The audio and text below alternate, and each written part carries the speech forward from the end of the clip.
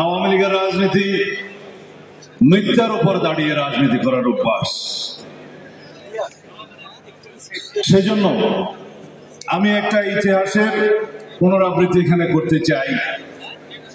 1971 সালের 10 এপ্রিল স্বাধীনতার ঘোষণাপত্র যেটা রচিত হয়েছে, পরবর্তীতে 17 এপ্রিল যেটা মেহেরপুরের আম্রকাননে, পরবর্তীতে মুজিবনগরে যেটা সরকার গঠনের মধ্য দিয়ে বাস্তবায়িত হয়েছে, তার মধ্যে প্রথম পৃষ্ঠায় শেষের প্যারাগ্রাফের আগের প্যারাগ্রাফ, যেহেতু শেখ মুজিবুর রহমান যথাযথ প্রক্রিয়ায় ঢাকায় স্বাধীনতার ঘোষণা করিলেন, এই লাইনটি সত্য নয়। আসল সত্য ঘটনা আগেই বললাম। সুতরাং 1972 যারা সংবিধান প্রণয়ন করেছেন এবং যারা তফসিলে জেনে শুনে স্বাধীনতার ঘোষণাপত্র সংযুক্ত করেন নাই, তারা ভালো জানেন কেন করেন নাই। যাই হোক, আমি কোরিলেট করতে চাই এইভাবে। 1971 যেমন শহীদ রাষ্ট্রপতি জিয়াউর রহমানের 1975 সালের 7 নভেম্বর বাংলাদেশের অরক্ষিত স্বাধীনতাকে রক্ষা করে এই দেশের স্বাধীনতার সার্বভৌমত্বকে অস্তিত্ব দিয়ে বাংলাদেশের অস্তিত্বকে টিকিয়ে রাখার কৃতিত্ব শহীদ রাষ্ট্রপতি জিয়াউর রহমান। স্বাধীন বাংলাদেশের প্রকৃত সংস্কার শুরু। এখন যে সংস্কারের কথা আমরা বলছি, আমাকে দেখলেই লোকে সংস্কার বলে। আমি বলছি সেই সংস্কারের শুরু হচ্ছে 1975 সালের 7 নভেম্বর থেকে। বাংলাদেশের স্বাধীনতাকে রক্ষা, বাংলাদেশের অগ্রগতির জন্য সংস্কারের শুরু হচ্ছে, সেই বীজ বপন হয়েছে 7 নভেম্বরে। 4 গুণ শক্তিশালী এনজাইম ও অধিক ফেনা সমৃদ্ধ অরিক সিলভার ওয়াশ মাত্র 70 টাকায়। 1979 সালে পঞ্চম সংশোধনের মধ্য দিয়ে বাংলাদেশে বাকশালকে বিলুপ্ত করে যে বহুদিনীয় গণতন্ত্রের প্রবর্তন করা হয়, বিচার বিভাগের স্বাধীনতাকে পুনরায় নিয়ে আসা হয়, সুপ্রিম জুডিশিয়াল কাউন্সিল স্থাপন করা হয়।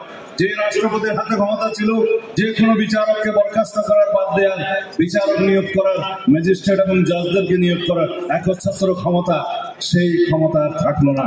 বিচার ব্যবস্থার স্বাধীনতা নিশ্চিত করা হলো এবং বিচারকদের স্বাধীনতা নিশ্চিত করা হলো। সুপ্রিম জুডিশিয়াল কাউন্সিল আজ পর্যন্ত বহাল আছে। মাঝখানে অবশ্য 16তম সংশোধনের মধ্য দিয়ে সেই আর্টিকেল 96-এ সুপ্রিম জুডিশিয়াল কাউন্সিল বিলুপ্ত করে শেখ হাসিনা শেষ পর্যন্ত প্রমাণ করলেন তিনি তার পিতার সত্যিকার উত্তরসূরি। সেটা অবশ্য এখন বিলুপ্ত হয়ে গেছে। হাইকোর্ট সেটা বিলুপ্ত করে দিয়েছে, আনকনস্টিটিউশনাল ডিক্লেয়ার করেছে।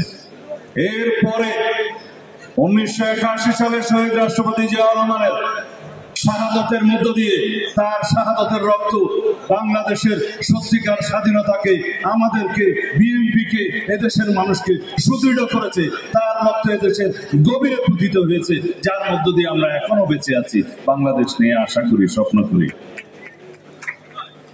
1982 সালের পরে 1990 পর্যন্ত বাংলাদেশের স্বৈরাচার বিরোধী, সামরিক শাসন বিরোধী গণতান্ত্রিক আন্দোলনের সফল পরিণতি, সেটা শহীদ রাষ্ট্রপতি জিয়াউর রহমানের সুযোগ্য উত্তরসূরি দেশনেত্রী বেগম খালেদা জিয়ার মাধ্যমে হয়েছে।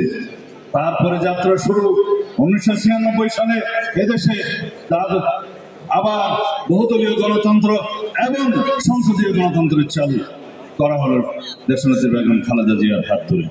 এইভাবে বাংলাদেশের যত সংস্কার হয়েছে, তার সমস্ত সংস্কার, তার সমস্ত গণতান্ত্রিক সংস্কার, সাংবিধানিক সংস্কার, দেশের সমৃদ্ধি, উন্নয়ন, এগুলো বিএনপি, শহীদ রাষ্ট্রপতি জিয়াউর রহমান, দেশনেত্রী বেগম খালেদা জিয়া এবং সর্বশেষ বাংলাদেশের ফ্যাসিস্ট বিদায়ের যে আন্দোলন, সেই আন্দোলনের সফলতা জনাব তারেক রহমানের হাত দিয়ে হয়েছে।